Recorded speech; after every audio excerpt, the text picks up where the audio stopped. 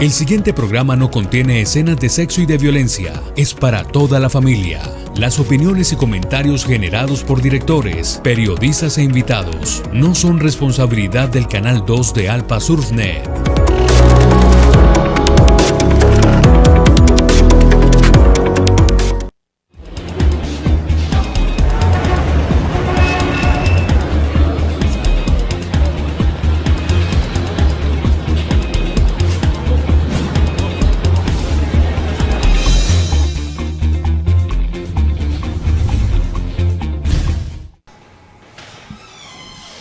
Cordial saludo a toda la teleaudiencia de Alpa Surfnet y de su canal de televisión.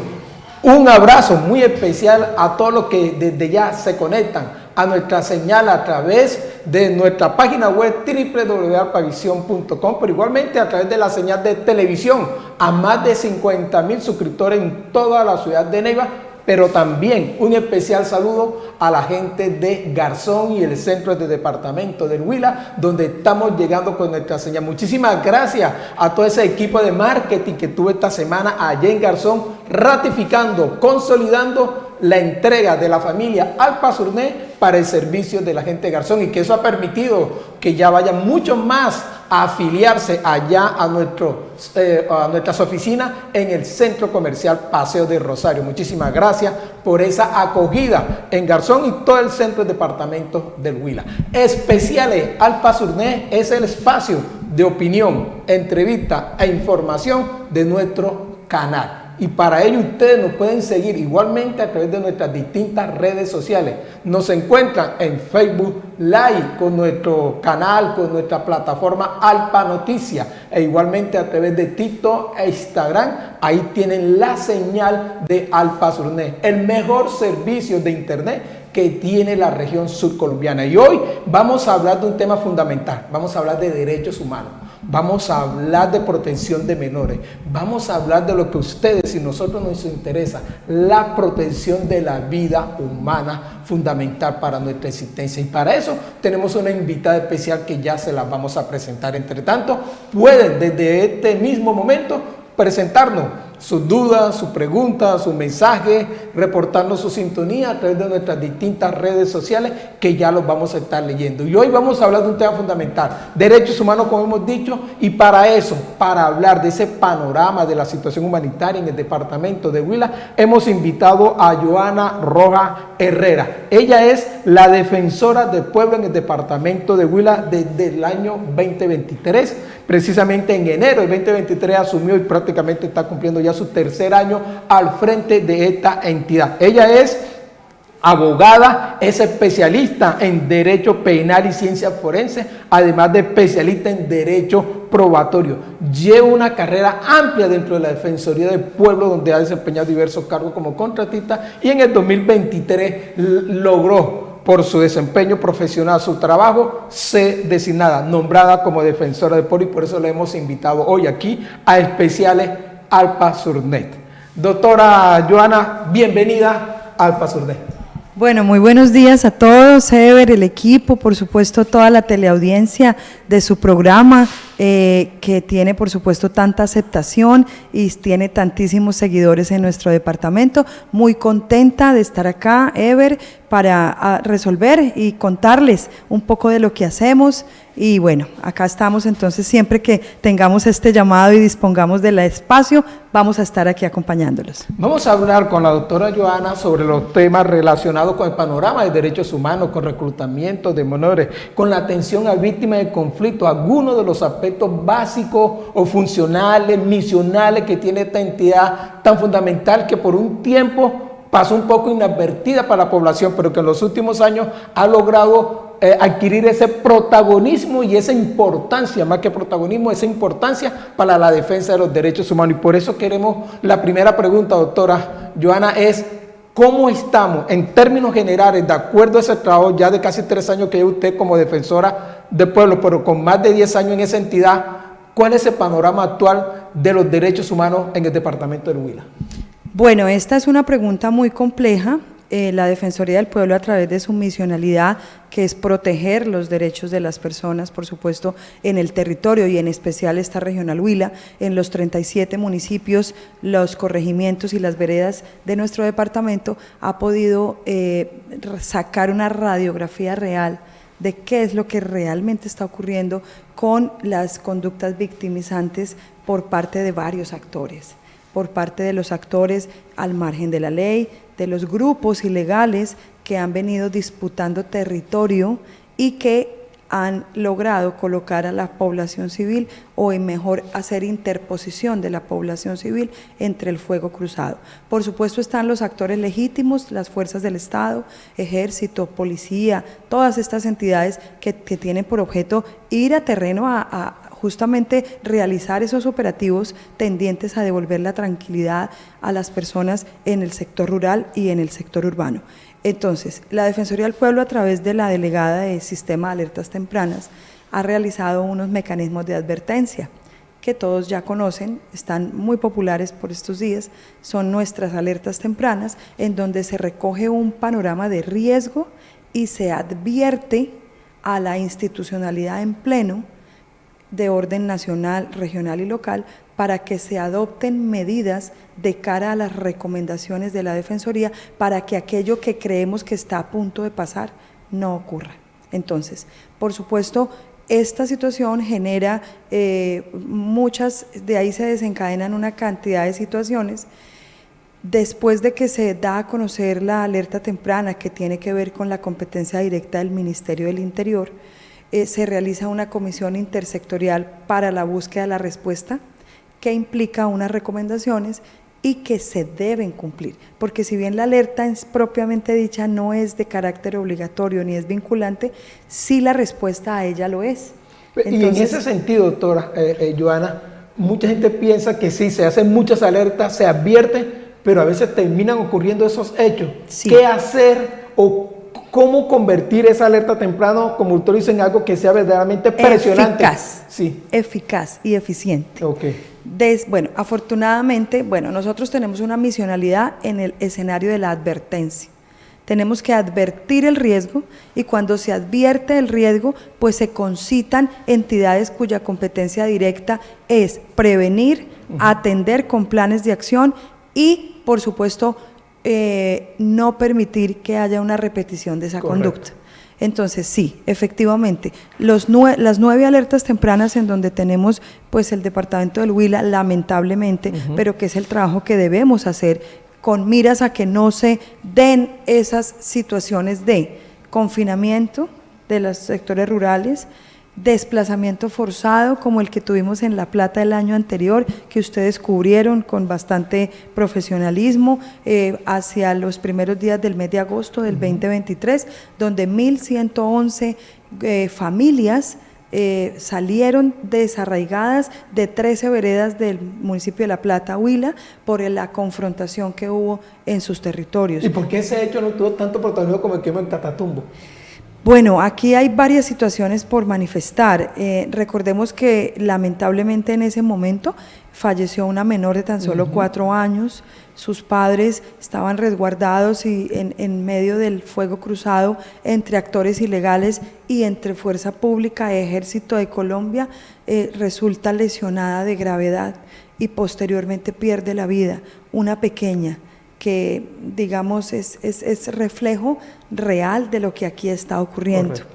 Tal vez no tuvo la relevancia necesaria, nosotros lo que hacemos es atender, por supuesto advertir, la alerta temprana para el municipio de La Plata se encuentra vigente y se encuentra con oficios de seguimiento y algunas consumaciones de conductas que dijimos que se iban a presentar y se presentaron lamentablemente.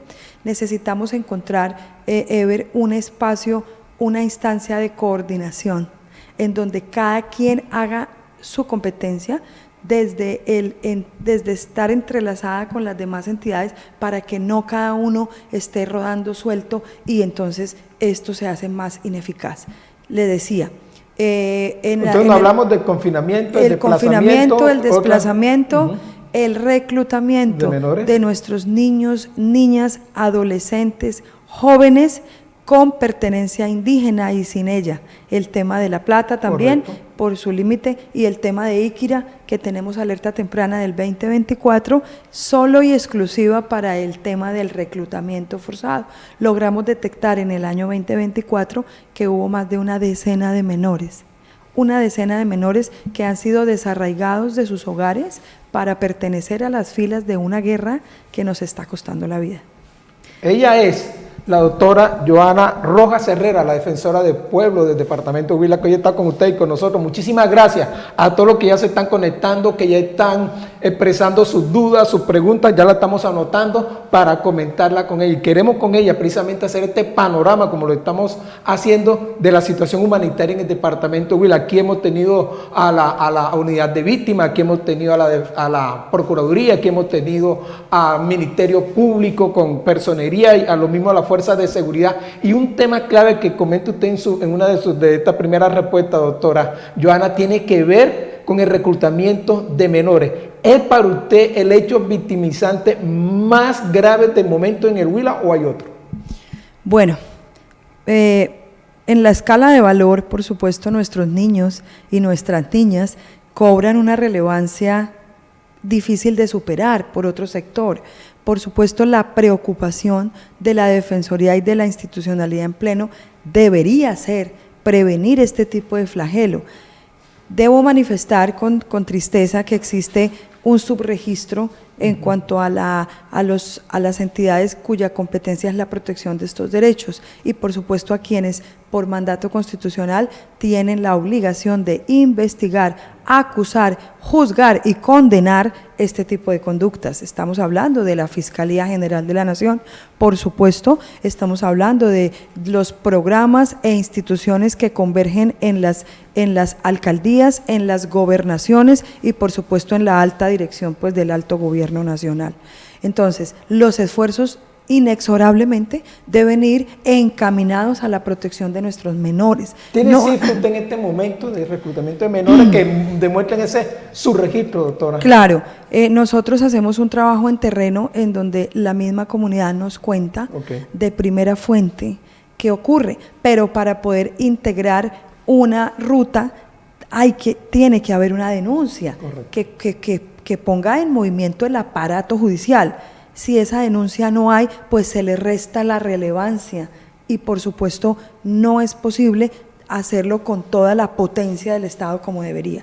Entonces, si tenemos en 2024 13 menores reclutados, que es el registro que tiene Oficina de Seguridad del Departamento, el señor gobernador del Huila, que tiene la UARIF, que tiene las personerías de cada municipio, que tiene la Defensoría del Pueblo y otras entidades competentes, pues esto es mucho más. Es decir, estaríamos hablando tal vez de otro tanto de menores que, si bien están reclutados, no fueron denunciados por ese mismo temor de las familias, porque recordemos que en este momento hay dos factores que están permitiendo que ese reclutamiento se dé, y aquí quiero ser muy enfática, Ever, porque hemos detectado a través de nuestro trabajo en campo dos situaciones. La primera es que los entornos familiares no son seguros.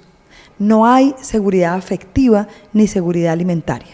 Entonces, no hay afecto de familia ni hay comida para brindar. Segundo, nuestros entornos... Y eso lleva a que los niños y estos menores sean llamados por esto y que miren en estos grupos armados ilegales una posible opción de salida, correcto. Y el segundo, los entornos escolares, que tampoco son seguros, pese a los esfuerzos que realizan los directores de las instituciones públicas y privadas en los municipios del departamento del Huila. Entonces, ¿qué ocurre? Esta combinación de estos dos factores se convierte en un espacio propicio e ideal para que un agente tercero que opera en un grupo ilegal les ofrezca una mejor calidad de vida. En ese punto, doctora Joana, también se habla mucho de las redes sociales. ¿Qué han detectado ustedes allí? Que ya el modus operandi o la forma de atraer o de llevarse a nuestros menores, que quiero hacer un paréntesis muy importante acá, Ever, y usted que es un académico, para que expliquemos a la opinión pública que no está bien considerar que los niños se quisieron ir. Es que están allá porque quieren, ellos se fueron por su propia voluntad, y esto en un acto de juzgamiento que se le hizo por parte de la opinión pública erradamente el año anterior, por allá en el mes de septiembre u octubre tal vez, en donde una menor que había sido reclutada y que era original de La Plata resultó muerta en unos combates en Cauca, y trajeron su cuerpo de vuelta luego al municipio de La Plata, en donde las personas que esta es responsabilidad de todos. Aquí no tenemos que echarle la culpa ni repartir culpas a nadie. Aquí hay que ver desde nuestra perspectiva y nuestra competencia qué es lo que estamos haciendo. ¿Cómo estamos fallando como sociedad en general? Exacto, entonces decir que es que estaba armada y que quiso irse y que tenía camuflado y botas, perdónenme, y la opinión pública en pleno, Ever, los niños son unas personas inmaduras psicológicamente, no responden por sus actos, tan así que nuestra legislación colombiana tiene la edad de 18 años adoptada hace muchísimos años para determinar que una persona pueda o no cometer una conducta y autodeterminarse a cometer la conducta. Entonces nuestros niños no son sujetos de acción penal.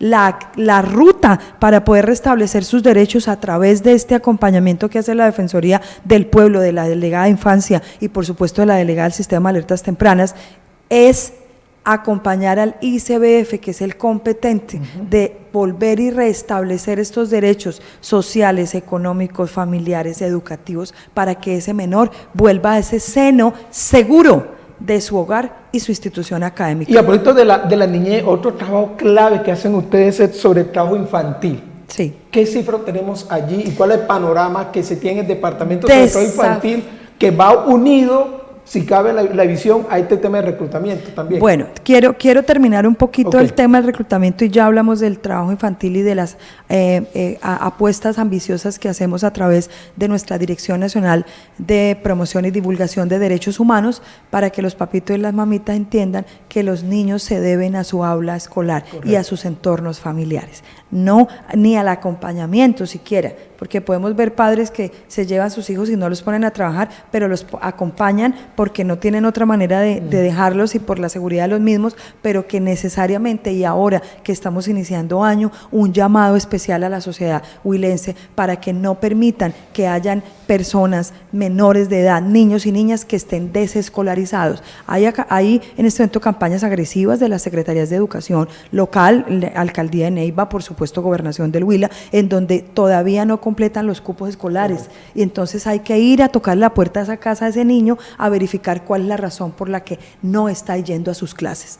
Bueno, pero antes de eso quiero indicarles que estos dos aspectos del que ya prenombré, que son el tema de los entornos inseguros escolares y de los entornos familiares, se convierte en un caldo de cultivo propicio para que los grupos puedan ejercer presión psicológica, es decir, ya no se los van a llevar bajo la fuerza, se los van a llevar bajo el engaño, bajo la promesa dineraria de decirles que les van a entregar la suma de 2 millones de pesos a un menor de edad entre 9 y 14 años, que incluso les van a dar un bienestar para sus padres que están en casa, que no les va a pasar nada y que adicionalmente vayan a probar, y que si en 2 años o 1 año ven que no es lo de ellos, que regresan sin ningún problema. Una mentira. Es una mentira. Los niños, una vez llegan ahí, son secuestrados.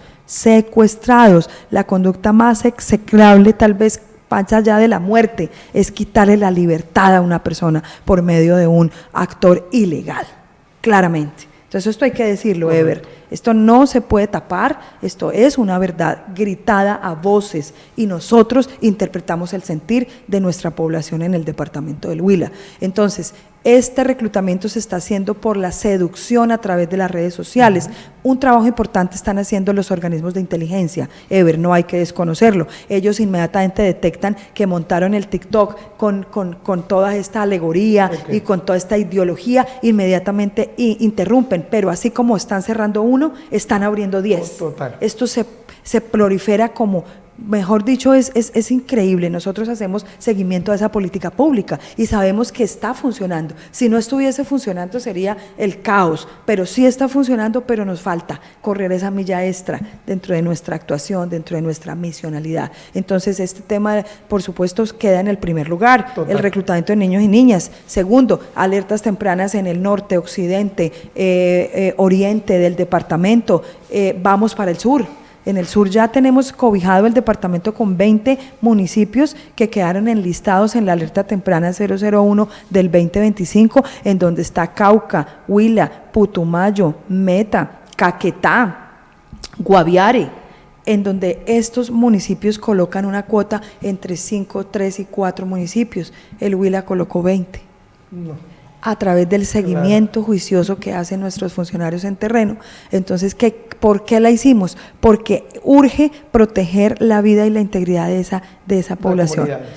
Tenemos dos grupos, no es un secreto para nadie, tenemos una fractura al interior de lo que se llaman disidencias de las FARC, unas al mando de unos frentes y de unas personas que están allí, por supuesto, ilegales, y otros que se fraccionaron de esa primera intención que hubo desde la firma del acuerdo de paz del año 2016.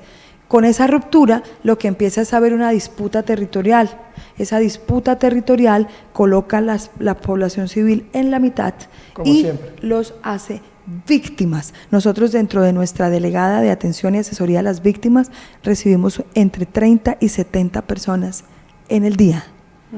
Para que nos den su declaración, porque nosotros también integramos el CIGIP, que es el programa a través del cual se sube la información a la página de la UARIF, y ellos determinan si esa víctima cumple o no los requisitos para ingresar a los programas que ellos tienen de restablecimiento de derechos, primero de reconocimiento como víctima. Correcto. Y luego de restablecimiento de derechos. Nosotros, como garantes de los derechos, porque la misionalidad nuestra implica 3 aristas inmensas para que la opinión pública las conozca. Una es que somos garantes de derechos en estos espacios de orden público, pero también en la conflictividad social. Es decir, cuando hablamos de derechos que están en pugna o están en debate, que tienen que ver con acceso a la salud, acceso a la movilidad, acceso a cupos escolares, acceso a vivienda, a todo lo que compone la dignidad humana. Segundo, nosotros somos parte del Ministerio Público, es decir, con la Procuraduría y las personerías conformamos ese gran Ministerio Público, garante de los derechos humanos de las personas. Y por último, somos mediadores de conflictividad social, estallido social, paros, bloqueos, protesta. La protesta en Colombia es un derecho fundamental protegido por la Constitución y por los diversos fallos de las altas cortes en Colombia. Entonces, la Defensoría del Pueblo tiene su personal capacitado para llegar a realizar una mediación entre las partes en conflicto para que sea menor el impacto que tenga en la sociedad, es decir, un bloqueo por un descontento de la cobra de un peaje, del cobro de un peaje, como lo estamos viendo ahora. Entonces, vienen los grupos étnicos, el Huila es mayormente étnico. Correcto. Recordemos que aquí tenemos 8 pueblos y 11 territorios indígenas, unos afiliados al CRIU y otros no. Unos que están por su cuenta con sus liderazgos y con sus autoridades ancestrales, y otros que sí se encuentran aquí en nuestro departamento con una cabeza visible a través del Consejo Regional Indígena, que respetamos y apoyamos mucho en todo lo que ellos representan, y por supuesto tratándose de que permea 32 de los 37 municipios. Somos indígenas. Una tarea bastante inmensa. Somos indígenas y tenemos una delegada de protección a los grupos étnicos, manejado por su delegado en esta oportunidad, quien en terreno tiene personal y aquí adscrito a la Defensoría del Pueblo para la atención especial de estos grupos étnicos. Entonces, es la Defensoría dentro de estas 3 magnas tareas que tienen constitucionales, por supuesto, y en el escenario de advertencia que ya les venía informando, pues el derrotero y el objetivo, por supuesto, es advertir a la sociedad y advertir a las instituciones que una situación va a ocurrir y que queremos que no ocurra. pero que para que no ocurra hay que disponer medidas especiales a cargo de las múltiples competencias de la Fiscalía, de la Procuraduría, de la UNP, de la UARIF, del ICBF, del Ejército de Colombia, de la Policía Nacional, de las secretarías, de las gobernaciones, de las alcaldías, de las personerías y de todos quienes aquí tenemos una tarea fundamental para la protección de los derechos de nuestros connacionales. Ella es la doctora Joana Rojas Herrera, la defensora, y como ustedes la escuchan y la ven, por algo está al frente de esta entidad, por su conocimiento, por la pasión con lo que lo habla, por el saber y por la forma en que sabe transmitir lo que está pasando en esa, y por eso la vamos a invitar muchas más ocasiones. Esta es la primera vez que te he invitado aquí en especial a Pazurné, aunque en el noticiero de Alpa Noticias, ahí la tenemos siempre con todos estos informes, las visitas, los temas de territorio, las acciones que desarrolla, las alertas tempranas que permanentemente está abordando, la tenemos en el noticiero, pero la vamos a seguir invitando acá. Pero hay algunos temas que queremos pronto tocar muy directamente, doctora Joana, antes de ir finalizando, sobre uno, nuevamente ese trabajo infantil que no nos alcanzamos exactamente.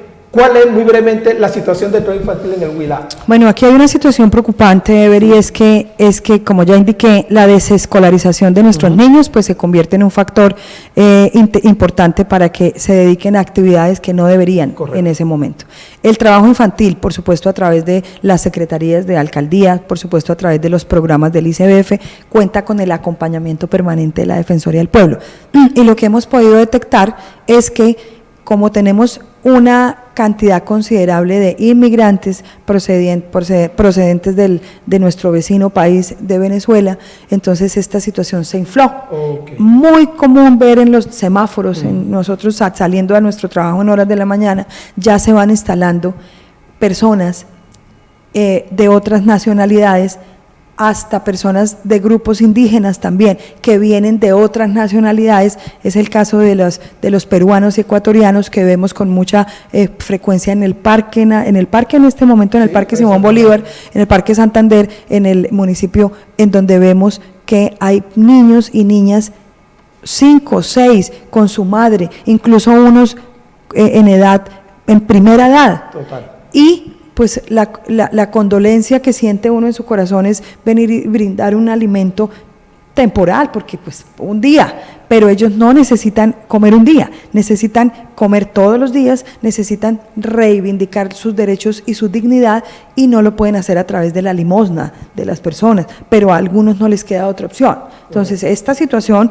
que además es bastante lamentable porque la indiferencia social juega un papel importante, y entonces uno le da 5.000 pesos y queda tranquilo porque hoy le di una limosna, pero ¿qué sabemos atrás de ello? ¿De dónde vinieron? ¿Por qué están acá?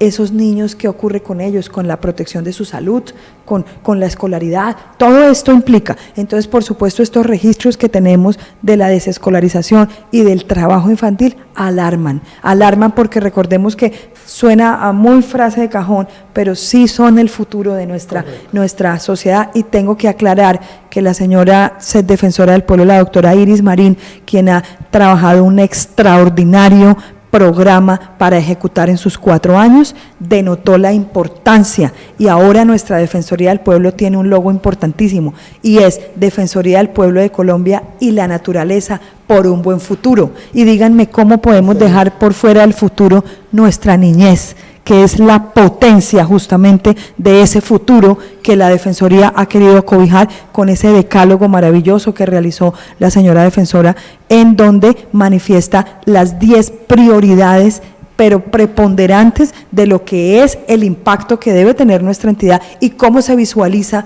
en 4 años cuando ya haya pasado su administración, por supuesto, y nuestro foco fundamental, que debe ser la protección de los derechos de nuestros niños y nuestras niñas. Y aparte de los niños, y el otro extremo están los adultos mayores, que también ha sido una prioridad y una preocupación. ¿Cómo está la situación de los adultos mayores? Usted ha denunciado mucho abandono en hospitales, en cuidados intensivos. Yo considero que quien me antecedió en el programa, Ever, el doctor, el señor Personero. Gerson Bastidas, estuvo aquí, y escuché cómo nosotros tenemos que articularnos para poder evitar el abandono, se llevan sus adultos mayores y los dejan y no regresan por ellos. Correcto. Ellos están en una edad incluso en que no recuerdan quiénes son sus familiares, ni siquiera dónde viven, y cuando son dados de alta de sus enfermedades, los hijos y sus personas responsables y sus cuidadores los abandonan, obligándonos a nosotros a iniciar un acompañamiento para las secretarías,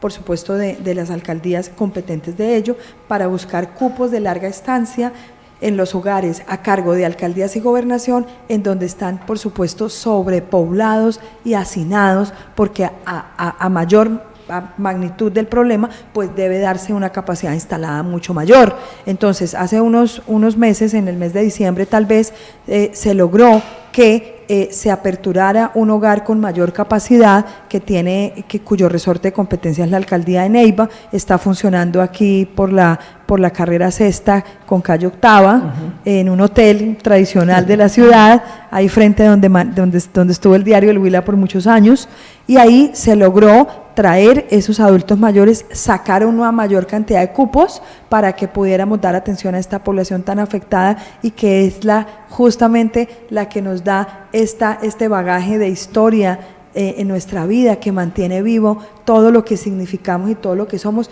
y que hacemos un llamado poderoso de atención a la población cuidadora, padres, hijos, nietos, y por supuesto las personas que tienen la posibilidad de pagar un tercero para que apoye, porque estamos atiborrados, Ever, ya le había indicado antes de iniciar cámaras, que nuestra mayor estadística de quejas radica en la salud, y tenemos un 70 o 75% de quejas que ocupan ese sector, y entre ellas las familias pidiendo, por supuesto, atención médica para sus abuelos, pero además pidiendo asistencia las 24 horas de un cuidador a cargo de una EPS que está a reventar, porque nuestra salud está en crisis. Y eso será un tema que también vamos a hablar en otra oportunidad, pero para ir cerrando, otra pregunta que nos están haciendo en redes sociales es el tema de la situación carcelaria. ¿Cuál es el papel para defensa de la situación carcelaria en Rivera, pero también en lo que se llama aquí la Carcereta, en Alpina, la UPZ, que se han quedado y demás? ¿Cuál es ese pronunciamiento de la Defensoría frente a la situación carcelaria en el Huila? Como les indicaba al inicio, nosotros como Ministerio Público, y además por obligatoriedad de la política penitenciaria del país, tenemos una delegada especial para la política penitenciaria en el país, y aquí dentro de la regional, por supuesto, hay funcionarios encargados estrictamente de este manejo. ¿Y qué hacemos para ello? Primero, tenemos que verificar los mínimos constitucionales asegurables de una persona privada de la libertad. Esto es infraestructura, agua, que está dentro de la infraestructura, salud, por supuesto, bienestar integral, y por último, conectividad. Y en este punto sí me quiero detener un poco porque es bastante complejo: acceso a la justicia.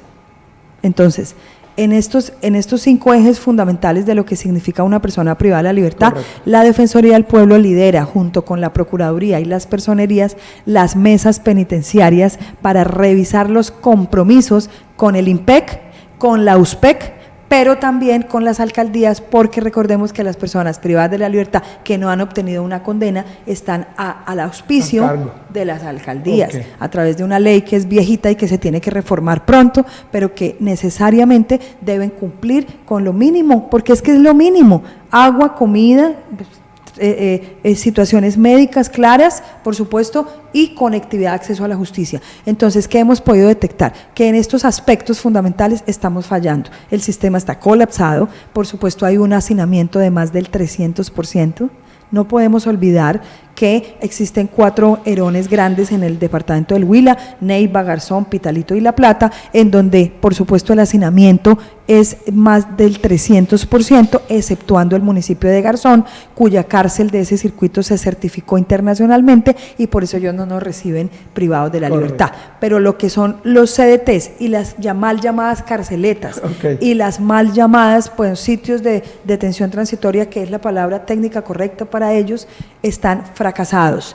Hemos llamado la atención poderosa de alcaldes, de gobernadores, hemos llamado, por supuesto, es decir, al cumplimiento de esa sentencia hito que es la SU 122 del 2022, en donde la Corte Constitucional declaró el estado de cosas inconstitucional. Es decir, esto y dio unos plazos muy perentorios para la construcción de nuevos sitios de reclusión que impliquen que haya una resocialización verdadera.